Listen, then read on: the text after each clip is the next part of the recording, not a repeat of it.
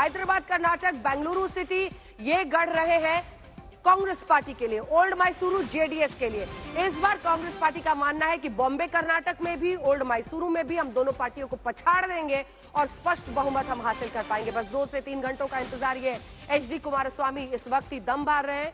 क्या वो कह रहे हैं हम आपको जरा सुना देते हैं, क्योंकि एचडी कुमारस्वामी अभी भी चाह रहे हैं, पहले बीजेपी कांग्रेस परहेज उन्हें किसी से नहीं है कुर्सी के लिए, वो ये कह रहे हैं 2-3 घंटे वेट तो कीजिए।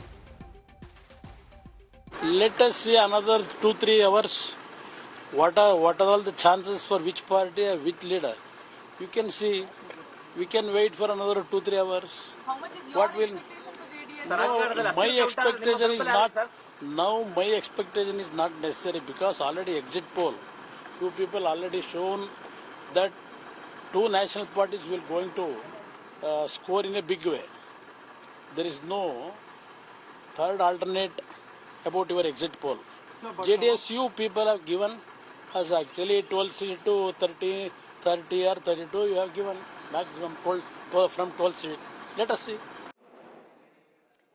कर्नाटक पर्यटन के नजरिए से भी देखिए तो बहुत खूबसूरत है और ये हम्पी के सामने हम आपको दिखा रहे हैं कैसे मस्त हाथी किसको आगे ले जाएंगे, क्योंकि रथ पर आप देख रहे हैं मल्लिकार्जुन खड़गे सबसे आगे, जिसमें अभी सीटें शून्य है क्योंकि 8 बजे के बाद ही रुझान आएंगे। सिर्फ 12 मिनट का अब इंतजार है और भारतीय जनता पार्टी के रथ पर आप देख रहे हैं जेपी नड्डा को सवार। इन्होंने भी इस बार 40 से 50 रैलियों के आसपास की है। वहां पर जेडीएस में आप देखिए एचडी कुमारस्वामी को, जिन्हें 2-3 घंटे का इंतजार है, क्योंकि वो यही मान रहे हैं कि अगर सेंचुरी पार करते हुए कोई भी एक पार्टी 113 नहीं पहुंचती है तो उनको किंग मेकर की भूमिका मिल जाएगी और मुख्यमंत्री पद से कम में वो ज्यादातर मानते नहीं है। पिछली बार उनके आंसू बड़े फेमस हुए थे जब उन्होंने कांग्रेस पार्टी के साथ येदियुरप्पा के बहुमत नहीं साबित करने के बाद सरकार तो बना ली थी, लेकिन वो रो रहे थे कि कांग्रेस वाले मुझे खुलकर काम नहीं करने दे रहे, मुझे मजबूर कर रहे हैं। इस बार एचडी कुमारस्वामी को यह भरोसा है कि किंग मेकर की भूमिका में वो एक बार फिर से नजर आएंगे, लेकिन क्या ओल्ड मैसूरू के अपने गढ़ को, जहां पर उन्होंने पिछली बार 26 सीटें जीती थी, वो बचा पाएंगे? क्योंकि कांग्रेस यहां पर 20 सीटों के साथ पिछली बार आई थी और 16 सीट मिले थे भारतीय जनता पार्टी को, लेकिन ये पूरा इलाका जिसमें चित्रदुर्ग है, तुमकुर है, मांड्या, हासन, कोडागु, मैसूर, ये तमाम इलाके हैं, चिकबल्लापुर वहां पर है, बेंगलुरु रूरल का भी इलाका आता है, डोडाबल्लापुरम में वहां पर गृह मंत्री अमित शाह ने भी रैली की थी, वहां पर एक युवा उम्मीदवार उन्होंने खड़ा किया है। क्या जेडीएस के गढ़ को कांग्रेस या बीजेपी वहां पर शिकस्त दे पाएगी? और अगर ऐसा होता है तो 64 सीटें वाला पुराना मैसूर काफी हद तक नतीजों में निर्णायक साबित हो सकता है। विधान सौदा के आगे से हम आपको दिखा रहे हैं कांग्रेस पार्टी, बीजेपी और जेडीएस के आंकड़े किस अंदाज में आप देखेंगे, क्योंकि यहीं से ये हाथी गुजरेंगे और आंकड़े बताएंगे। हमारे साथ संजय कुमार जी, अब सीएसडीएस के सोफोलॉजिस्ट जुड़ गए हैं। और संजय कुमार जी, आपको क्या आज दिखाई दे रहा है? आज सबसे बड़ा इम्तिहान एग्जिट पोस्टर्स के लिए भी है कि क्योंकि ज्यादातर पोस्टर्स ने क्लियर एज कांग्रेस पार्टी को दिया है। बिल्कुल, मैं सारे पोस्टर्स के साथ जाना चाहूंगा। मुझे भी यही लग रहा है कि कांग्रेस को बिल्कुल एज है। हम लोगों ने भी एक छोटा पोस्ट पोल किया था और हमें भी लग रहा है कि कम से कम 6 से 7% का वोटों का अंतर है कांग्रेस और बीजेपी के बीच में। कांग्रेस के पास तकरीबन कोई 42% वोट आने की संभावना है और बीजेपी के पास कोई 34-35% वोट होंगे। ऐसी स्थिति में तो कांग्रेस को स्पष्ट मेजॉरिटी मिलना चाहिए। अब 2-3 घंटों का और इंतजार करना चाहिए अंजना जी, उसमें स्पष्ट हो जाएगा कि मेजॉरिटी किसकी आ रही है, लेकिन मेरा अपना मानना है कि कांग्रेस को स्पष्ट मेजॉरिटी मिल रही है। तो आप भी ये मान रहे हैं कि कांग्रेस पार्टी को स्पष्ट मेजॉरिटी मिल रही है? पिछली बार आपको बता दें स्पष्ट बहुमत का मतलब क्या है, 38% वोट परसेंटेज कांग्रेस पार्टी का था, 36% वोट शेयर बीजेपी का, लेकिन बावजूद इसके सीटें ज्यादा बीजेपी की आई थी। लेकिन इस बार अगर फासला 6 से 7% का हो जाता है तो ये सीटों में कितना तब्दील होता है? डीके शिव कुमार तो सीधा 141 का नंबर सामने रखते हैं, लेकिन आज उनका ये कॉन्फिडेंस ओवर है या अंडर है, क्या है, ये सब कुछ का इम्तिहान होगा। अब सिर्फ 10 मिनट का इंतजार है, जिसके बाद वोटों की गिनती शुरू हो जाएगी। सबसे पहले जो बैलेट बॉक्सेस में जो वोटर्स हैं जिन्होंने वोट किया है उनके नंबर सामने आते हैं, लेकिन 6 हिस्सों में हमेशा कर्नाटक को बांट के वहां के वोट परसेंटेज और सीट्स को देखा जाता है। 3 इलाकों पर नजर रखिएगा, बॉम्बे, कर्नाटक, सेंट्रल, तटीय, क्योंकि ये पिछली बार गढ़ साबित हुए थे बीजेपी के लिए। ओल्ड मैसूरू जेडीएस का गढ़ माना जाता है, जिसमें बहुत अच्छी परफॉर्मेंस 26 सीटें आउट ऑफ 64 उन्होंने पिछली बार की थी।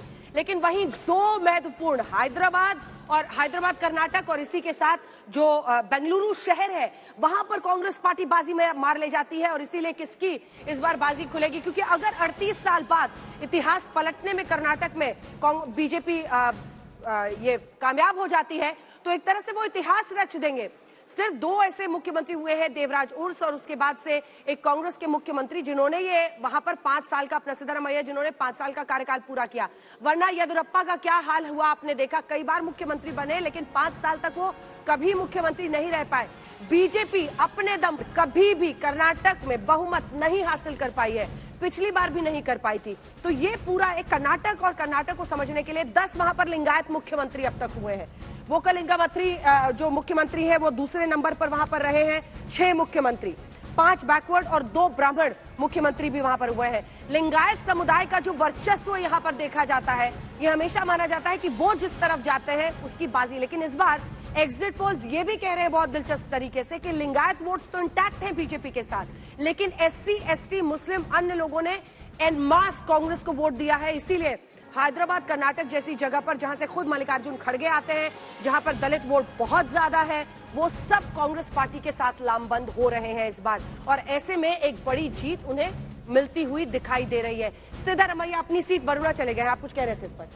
मैं ये कह रहा हूँ जीना जी, अगर आप सारे एग्जिट पोल्स को देखें, उनके अनुमान को देखें, हाँ। तो कोई ऐसा एग्जिट पोल नहीं है जो ये कह रहा है बीजेपी के वोट प्रतिशत जो पिछली बार उनको वोट थे, 36% वोट उनको पिछली बार भी थे, बहुत बीजेपी नीचे नहीं जा रही है। वोट परसेंटेज आप कह रहे हैं इंटैक्ट रहेगा, लगभग 34-35%, 1-2% का तो अंतर होता है। कांग्रेस गेन करेगी, कांग्रेस गेन कर रही है, इस वजह से कांग्रेस को लीड मिलेगी। लेकिन क्या एक काउंटर क्वेश्चन है, क्या exit polls SC, ST vote पर हेविली रिलाई कर रहे हैं, दलित वोट पर?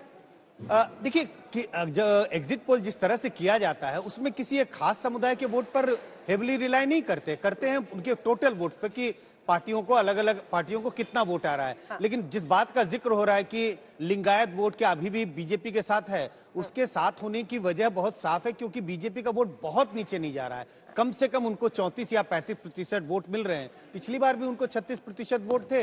इसका मतलब है कि लिंगायत वोट उनके साथ खड़ा है, उसमें कोई आश्चर्य की बात नहीं है, क्योंकि वोट में गिरावट नहीं है। हाँ। और इसी के लिए मैं ये कहता हूं कि अगर बीजेपी चुनाव हार भी जाती है तो बहुत स्ट्रॉन्ग एंटी इनकम्बेंसी नहीं है। 24 के लिए हाँ, बहुत स्ट्रॉन्ग एंटी इनकम्बेंसी नहीं है। वोट परसेंटेज में वो वहीं पर बरकरार रह सकते हैं जहां पर वो पिछली बार थे। 36% के आसपास उनको वोट आए थे, 38% कांग्रेस को। लेकिन अगर कांग्रेस बहुत बढ़ती है तो इसका अर्थ क्या ये होगा कि जेडीएस को जो वोट्स मिलते थे वो घटेंगे और वही फायदा सीधा कांग्रेस को जाएगा, या फिर बीजेपी भी नीचे आती है। लेकिन 2024 के लिए इसे संकेत के तौर पर देखा जा सकता है या नहीं, ये सब हम आपको बताएंगे।